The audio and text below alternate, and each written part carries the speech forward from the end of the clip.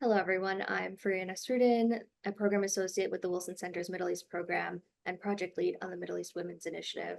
I'm here today with Tara Kangarlou for part two of our interview series. In this part, we will focus specifically on her journalism work, as well as her work with her NGO, The Art of Hope, the first American nonprofit strictly focused on supporting the mental health and psychosocial needs of war-torn refugees around the world. Thank you, Tara. Thank you for having me. Of course. So I'd like to begin kind of with a broad question. Right now, it is a very difficult moment in the region with the wars in Gaza and Sudan causing another wave of IDPs and Mhm. refugees. The impact of these wars on women and children is undeniable. And you specifically since 2016 have worked to support the mental health and psychosocial needs of war-torn refugees. And I'd like to ask you first where the idea of this organization stemmed from.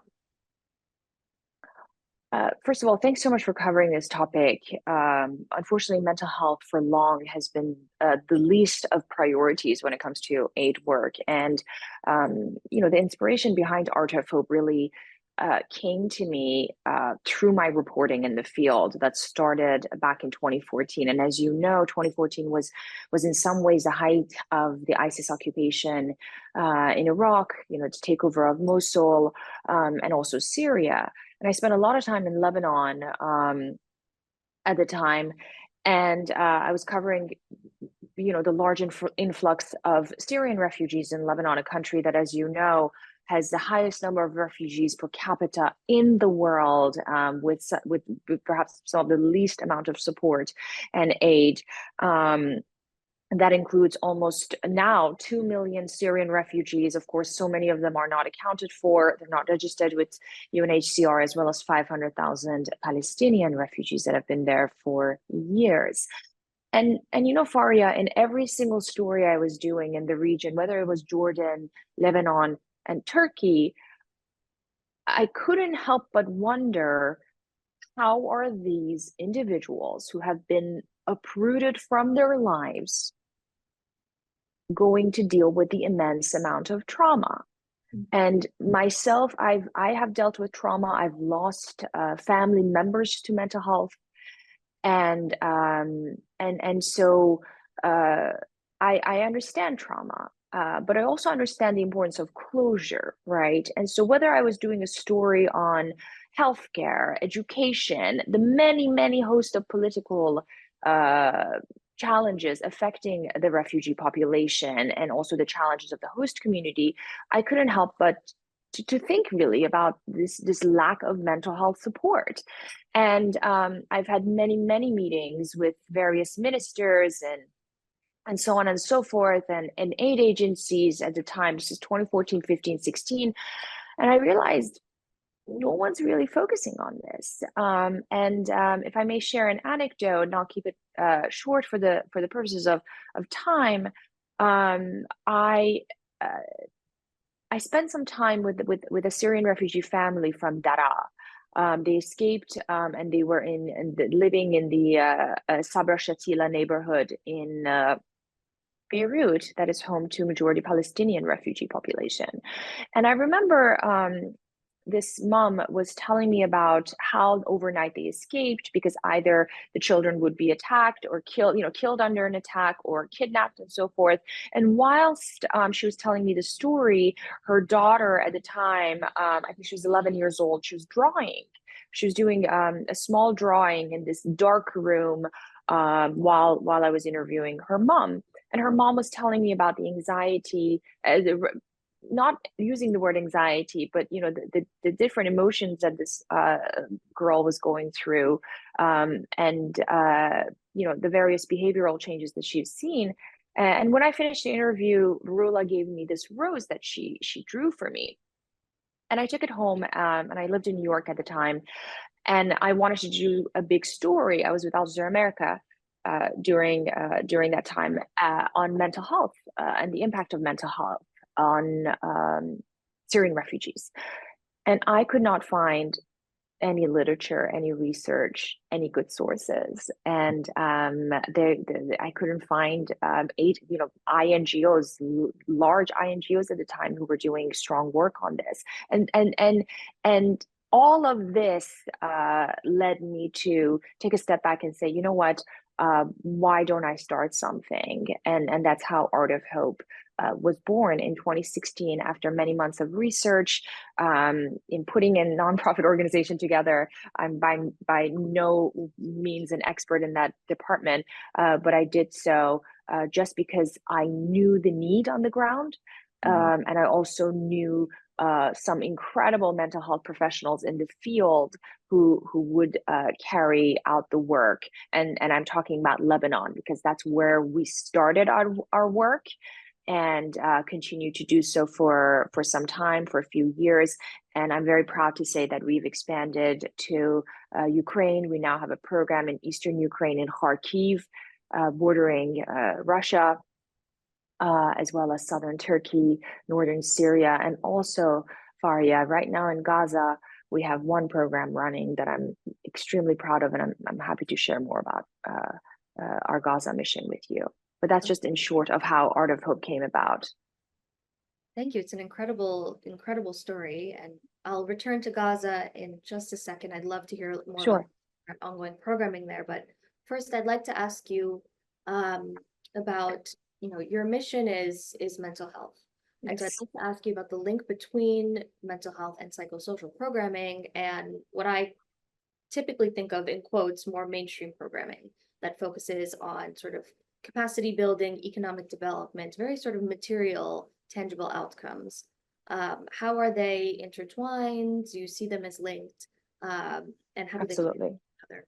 Absolutely. When you take everything away from a child or even an adult and put them in a new environment that oftentimes they are not welcomed, they are then faced with a host of challenges emotionally, psychologically, socially, financially, right? Um, and so you cannot expect that person to be a contributing individual in the society unless you fill the voids and unless you fill those gaps, right? And so when you and I use children as an example, but by the way, we work with children and adults, and also not just women and girls, but also men and teenage boys, and that's something that I truly care about, and we can talk about that. But to answer your question, when a child has lost a year or two of their school, and they're in an environment that they're bullied, they don't feel welcomed in the society, that they're marginalized, that they're treated as the others.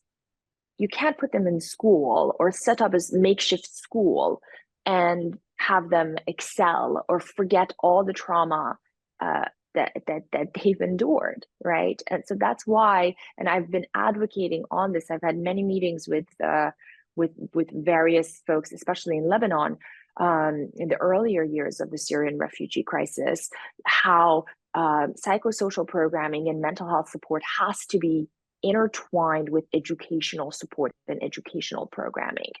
Mhm. But obviously, that has not happened. On top of that, Faria, mental health in the aid work, based on my experience, does not take precedent, does not take priority, because for donors is not something that is tangible, it's not visible, right? I can tell you how many schools I built, I can tell you how many backpacks I distributed, I can tell you how many shipments of polio vaccines I've delivered, Mhm. but I can't really tell you how many cases with PTSD I've reversed. I can create programming that can do that, and I can do pre-test and post, and mental health professionals can do these tests. But mental health is the least quantitative service out there, right? And it's fascinating because there's a very interesting UN report out there that says only 2% of health budgets are allocated to mental health, and that's an unbelievable number. Yeah. right? That we have to think about, and also within the same report, this is from 2022. UN said that pre-pandemic, nearly 1 billion people around the world, mainly in developing countries, were struggling with some sort of mental health condition. And that number has increased now by 25 to 27%. Okay, so now take that in a conflict zone, take that in an environment where the child is robbed from their childhood, from everything. They are dealing with loss of loved one, loss of parents, loss of life, loss of stability. But on top of that, you have the parents who are the caregivers dealing with the same level of trauma, of course, in a different shape and form, but they're not getting the support. If I may, another thing which we oftentimes don't think about, we shouldn't look at the US, or, in my case, I'm in the UK right now, which, by the way, mental health is a huge crisis. I think Surgeon General in the United States recently announced that mental health is indeed a crisis in the United States that needs to be addressed. But mental health, if you look at the Middle East, it's privatized. It's not accessible. There are very few mental health professionals in each country. If you want to look at Syria, Lebanon, even the Gulf countries, Iraq, it's also extremely taboo. It's extremely taboo, and it's an extremely difficult topic to tackle. And so all of the above make it an enormously important mandate on stakeholders, governments, aid agencies, INGOs to prioritize mental health, because without it, doesn't matter how much funding you put in education, security, job creation, when a person is suffering psychologically, emotionally, and has trauma that has not been dealt with, he or she is not going to be successful. He or she is not going to be a contributing member of the society. And in many ways, Faria, when you rob someone from their sense of belonging, dignity, hope, they are going to find alternative ways, and in some cases negative coping mechanisms to fill the voids. Of course, to me, it seems not like, almost as if it's bound to be setting up people to fail a little bit if you're not taking into account what makes someone an individual and not just a contributing member of society, but a human, an individual human. I'd like to ask you, you mentioned that mental health is one of the sort of least tangible and least quantifiable things to sort of measure impact for subjects, really. So I wanted to ask, in this case, how do you measure your impact in Art of Hope? And if, how do you gather information and data with regards to your programming? That's a great question. And, when I started Art of Hope, I never thought that we'll have programming beyond Lebanon. This is a passion project of mine. It's something that I'm completely devoted to in a volunteer capacity, and so is our board and volunteers.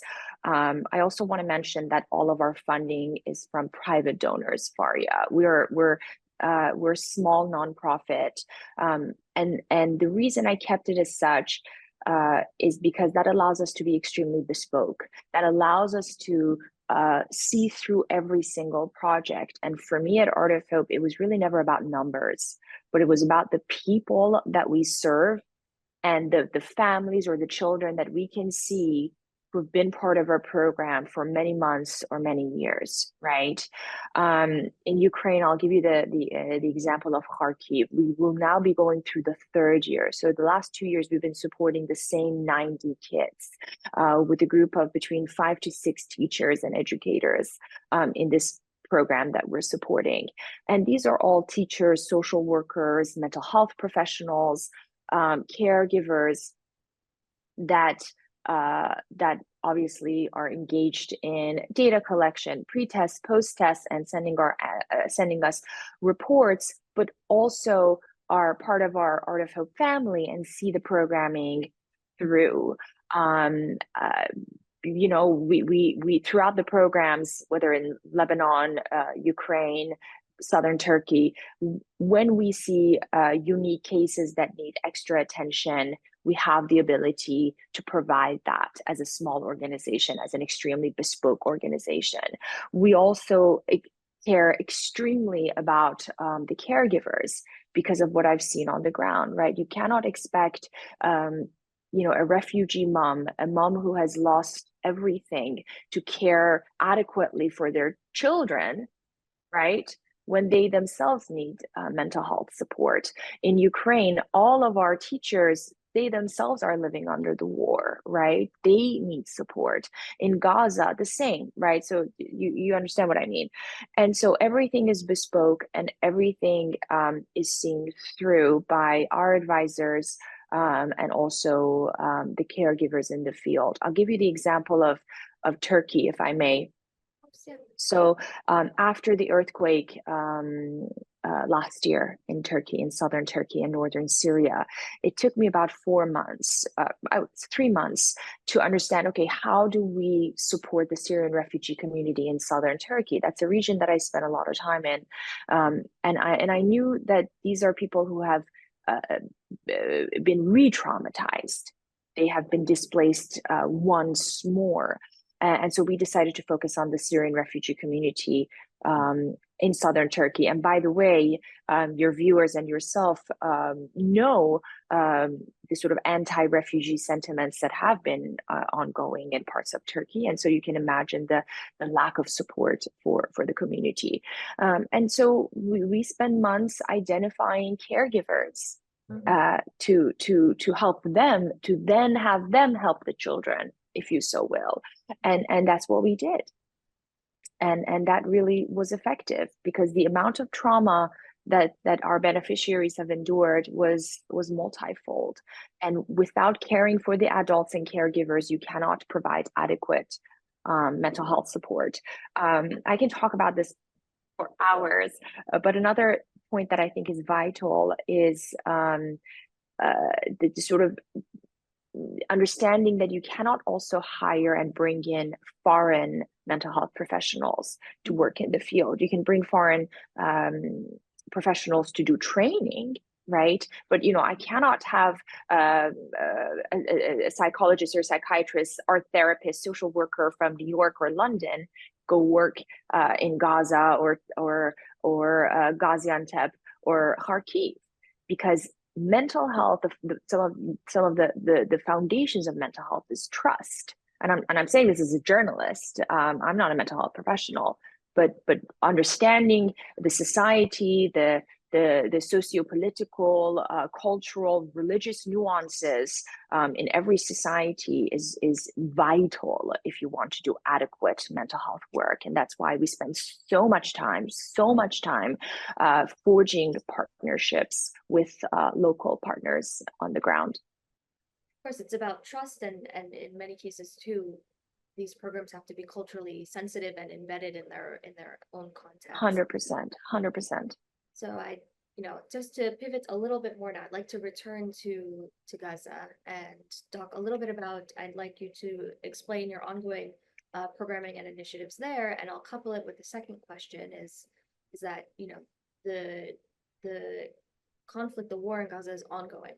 And so how, as an organization, do you not only assess and address the needs of the people, of the Palestinian people in Gaza, but how do you anticipate what kinds of interventions that you think you can make as an organization?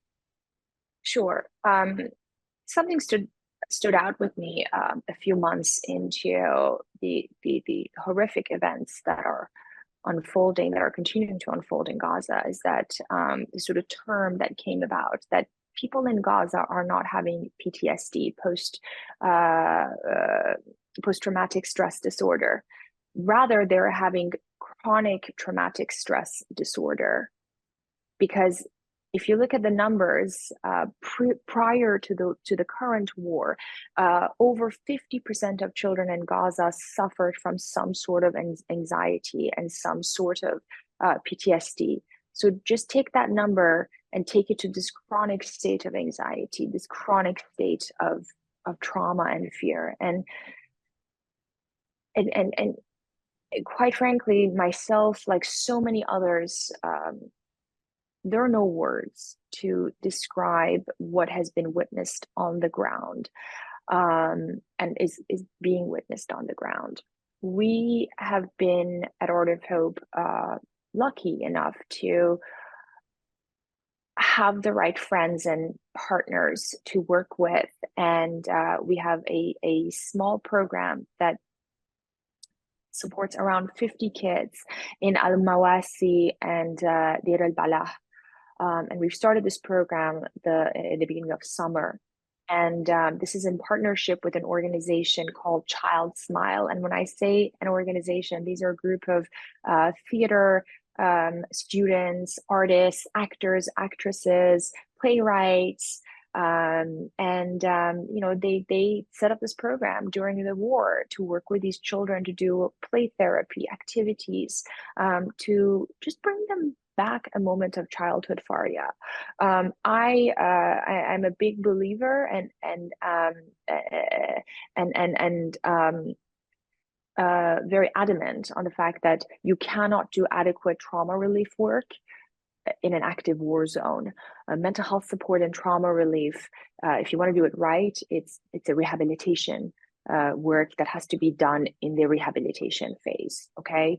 But at the same time, we as an organization decided that, we're not going to just sit out and wait until the war ends, but still we're going to support any opportunity that for just a few hours is going to give these children some hope, right? Some stability, this idea that you don't have to sit in a tent worried about being killed or thinking about your loved ones that have been killed. There is no single person in Gaza who has not either had a loved one or a family member killed in their immediate family or distant family. I mean, just this last 2 weeks, Faria, last 2 weeks ago, the first round of attacks in Deir al-Balah and Mawasi, Khan Yunis, which, by the way, are designated as humanitarian safe zones. Murad, one of our teachers, we have a WhatsApp group, and in the middle of the night, he messaged saying his nephew, his very young nephew, was killed, and his sister and daughter were injured heavily with shrapnels, and his niece lost an eye. And if we can find a tent, and imagine getting that call, right? I've never felt more helpless. And I've worked with the field since 2016, and I've never felt this helpless. But that doesn't mean that we should not continue to do the work we do. But when it comes to mental health and trauma relief work and Gaza, there are incredible experts in this space. There are incredible physicians who have sacrificed so much and risked their lives to go in Gaza and work in the field, surgeons, doctors, nurses, trauma surgeons. So I think the human resource is there, but when it comes to mental health, you cannot do adequate trauma relief in this current stage. But I'm sure so many experts are standing by to do that work. Also, if I may say quickly, that we are providing support for journalists who have fled Gaza over the last few months, in Egypt especially. We're providing them with virtual therapy. So that's another way we're being active in this space. No, it's completely heartbreaking to hear what not only is happening at a large scale, but to hear how it's impacting you personally as well, and just your networks. But it gives me hope as well that Art of Hope is able to make interventions where they can. And I think this transitions well. I won't keep you for much longer. I just have one final question for you. I see your work with Art of Hope and the theory of Art of Hope being in mental health work, in art, play, drama, and theater therapy, sort of directly linked to your work in journalism. Both are telling stories, whether that be you telling stories on a large scale or whether that be the individual that you're helping also tell their own stories. Do you see these as similarly linked, and how do you view the power of storytelling itself? Faria, I'm an immigrant. I was born and raised in Iran until I was a teenager. I almost finished high school in Iran. I was always back and forth. And this is something I wrote a lot in The Heartbeat of Iran. This idea that you have to explain your identity, that you have to explain yourself, right? And I found storytelling from a young age to be my friend, to dismantle stereotypes, to allow a bridge, and to make you and I understand each other better. Um, in our case, we're having a conversation, but we come from very different backgrounds and countries and upbringings. But I fundamentally believe that if we engage in discourse, if we understand one another better, we can therefore build empathy. And I think empathy is a key ingredient into any peace building mission, into any rehabilitation effort, into any engagement between societies, especially that are estranged and don't know one another. And I don't think there's anything more powerful than storytelling to allow this empathy. In fact, at Georgetown, I teach a class on the power of humanized storytelling, and so much of that has to do with people's stories. In the case of Iran, one of the most important things that happened since 2 years ago, after the mass protests and Mahsa Jina Amini's killing, was that Iranian people were in some ways humanized, right? They were there to tell their own story. And I believe that if you don't tell your story, someone else would tell that story for you. And it might be one that you don't like, nor one that's factual. So it is up to you to tell your story. And with Art of Hope, I do believe that people should have the opportunity to aspire to reach their dreams and hopes and aspirations, and mental health and displacement should not prevent them from doing so. And I find, listen, I've covered the many clashes between host communities and the refugee communities, and even again in the United States and Europe, this sort of animosity towards migrants and refugees. But fundamentally, if people just take a step back, know each other's stories, realize how much more they have in common with one another than what they know and have been told, so much good can come out of that. People inherently don't want to be negative uh, assets. They want to be positive contributors to their own lives, but also the society. And I know that, and I've seen that. They just have to be given the opportunity, and engagement and storytelling, I think, is a way to bring about those opportunities. Of course, thank you. Thank you, Tara. That was a beautiful answer that you gave just now. I'd like to thank you for taking the time, not only for this part, but for the previous part where we spoke about Mahsa Amini and Iran as well. So we've come full circle. Again, thank you for taking the time with me today, and I wish you a great day. Thank you, Faria. Thanks for having me. It was a pleasure.